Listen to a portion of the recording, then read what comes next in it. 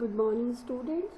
सेठ मुरलीधर मानसिंह का राजकीय कन्या महाविद्यालय भीलवाड़ा में आप सभी नव आगंतुक छात्राओं का स्वागत है, अभिनंदन है।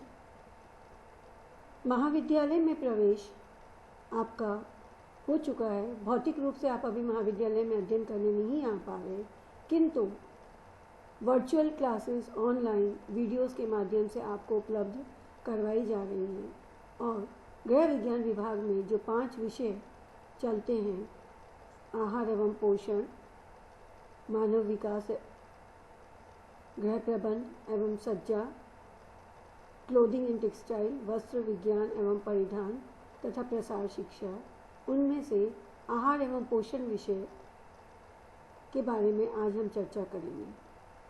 आहार एवं पोषण विषय के बारे में आप 11th 12th में भी स्कूल में पढ़ चुके हैं। उसी विषय को कुछ विस्तृत रूप में आप अगले 3 वर्षों में पढ़ेंगे। जैसे प्रथम वर्ष में आप ह्यूमन फिजियोलॉजी यानी कि शारीरिक क्रिया विज्ञान और आधारभूत आहार एवं पोषण यानी कि बेसिक फूड एंड न्यूट्रिशन के बारे में पढ़ेंगे। द्वितीय वर्ष में आप फूड साइंस यानी कि आहार विज्ञान और प्रसंस्करण के बारे में पढ़ेंगे कि किस प्रकार से विभिन्न भोज्य पदार्थों का प्रसंस्करण किया जाता है और विभिन्न प्रसंस्करण विधियों का, विभिन्न प्रोसेसिंग टेक्निक्स का उन पर क्या प्रभाव पड़ता है। इसी के साथ साथ सेकेंड ईयर में आप फूड साइंस के साथ साथ बायोकेमिस्ट्री यानी कि जीव रसायन, जैव रसायन के बारे में भी पढ़ेंगे, जिसमें कि विभिन्न पोषक तत्वों की रासायनिक संरचना और उपापचय के बारे में हम पढ़ते हैं। तृतीय वर्ष में आकर हम न्यूट्रिशन की सामान्य अवस्थाओं में और विशिष्ट अवस्थाओं जैसे कि गर्भावस्था, धात्री अवस्था, शैशवावस्था, वृद्धावस्था और विभिन्न बीमारियों में हमें किस तरह का आहार लेना चाहिए, किस तरह की हमें आहार में संयम रखना चाहिए, इनके बारे में पढ़ेंगे। और साथ ही साथ हम कम्युनिटी न्यूट्रिशन यानी सामुदायिक पोषण के बारे में भी पढ़ेंगे। प्रथम वर्ष में जो आधारभूत आहार एवं पोषण का जो विषय है वो मैं आपको पढ़ाने वाली हूँ। मैं डॉक्टर सीमा गौर, आहार एवं पोषण विषय की विशेषज्ञ हूँ और आज हम अपने इसी विषय के सिलेबस के बारे में परिचर्चा कर। मैंने आपको कहा कि आज हम आहार एवं पोषण विषय के सिलेबस के बारे में पढ़ेंगे। तो ये जो सिलेबस है ये 3 इकाइयों में बटा हुआ है।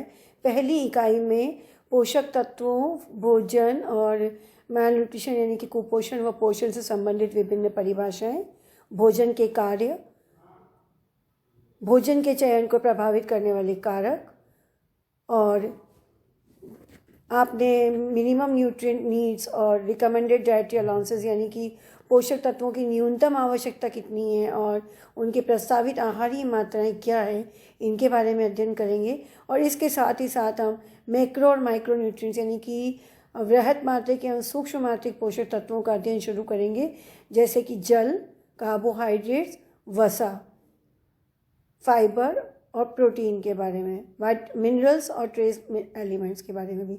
ये सभी टॉपिक्स आपने 11th और 12th में कुछ कुछ पढ़े हुए हैं। इन्हीं का हम विस्तृत अध्ययन यूनिट 1 में करने वाले हैं। यूनिट 2 में जब हम आगे बढ़ते हैं तो हम वाइटामिन के बारे में, वसा विलेय विटामिन ए, डी, ई के और जल विलेय विटामिन थायमिन, राइबोफ्लेविन, नियासिन, इनके बारे में अध्ययन करेंगे।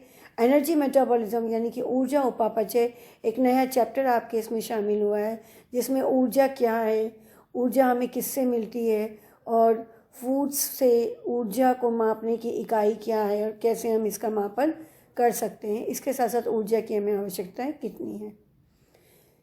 चैप्टर 5 में हम विभिन्न प्रकार के भोज्य पदार्थों के बारे में, उनकी संरचना, उनका संगठन, उनका पौष्टिक योगदान, पौष्टिक महत्व और उन दैनिक जीवन में हम उन भोज्य पदार्थों का कैसे चयन करें, कैसे संग्रहण करें, इसके बारे में पढ़ेंगे, जो कि अनाज, दाल, नट्स, मिल्क एवं मिल्क प्रोडक्ट जैसे कि दूध एवं दुग्ध पदार्थ, छाछ है, पनीर है, खोआ है, दूध पाउडर है, फ्रूट्स एंड वेजिटेबल्स, अंडा, मांस, मछली, मुर्गी, विभिन्न प्रकार की शर्कराएँ और घी, तेल, इन सभी की संरचना, इनका रासायनिक संगठन और इनके पौष्टिक योगदान के बारे में हम अध्ययन करेंगे।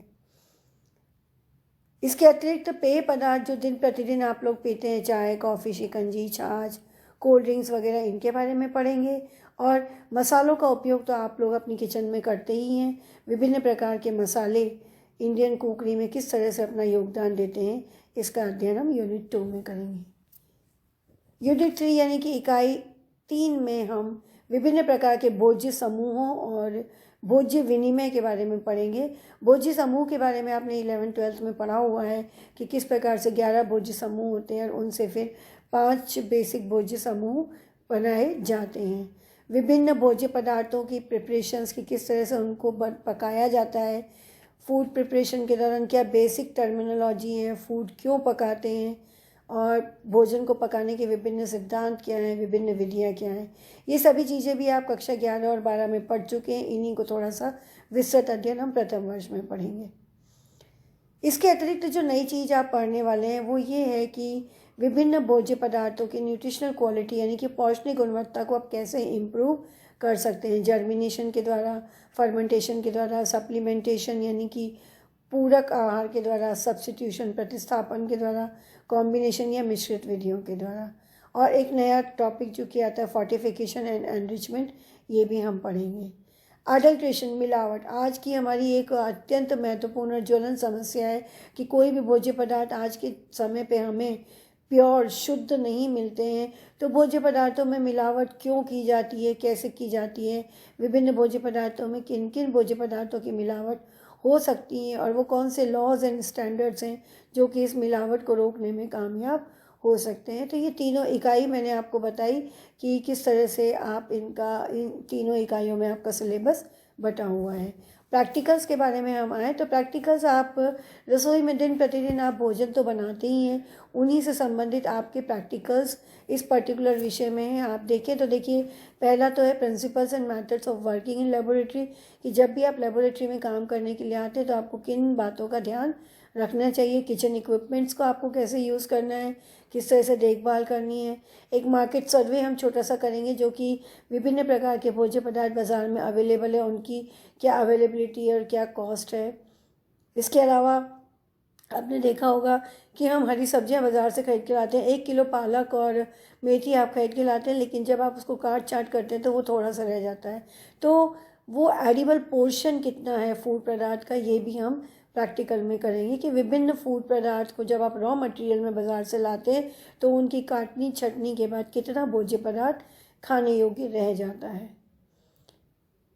इसके साथ साथ वेट्स एंड मेजर्स कि अलग अलग भोज्य पदार्थों का वजन कितना होता है, कैसे होता है। कुकिंग मेथड्स आप थियोरी में तो पढ़ते ही हैं, उन्हीं कुकिंग मेथड्स के बेसिस पे विभिन्न प्रिपरेशंस आपको लेबोरेटरी में बनानी होंगी। Preparation and serving and evaluating of food items, जैसे बेवरेजेस, मैंने आपको थियोरी में जब हम बेवरेजेस या पेय पदार्थ पढ़ेंगे तो वही बेवरेजेस आपको लेबोरेटरी में तैयार करने होंगे। अनाज के बारे में हम पढ़ेंगे तो अनाज से बनने वाले व्यंजन, क्या क्या व्यंजन हैं जो अनाज से बन सकते हैं, जैसे कि उपमा, पोहे, चपाती, पराठे, विभिन्न तरह के पराठे, बाटी, बिरयानी, सैंडविचेस वगैरह। पल्सेस, दालों का आप संपूर्ण दालों के रूप में अंकुरीकृत करके या पीस कर आटे के रूप में या स्प्लिट दाल के रूप में आप किस तरह से उपयोग करके नई नई रेसिपीज़ को बना सकते हैं।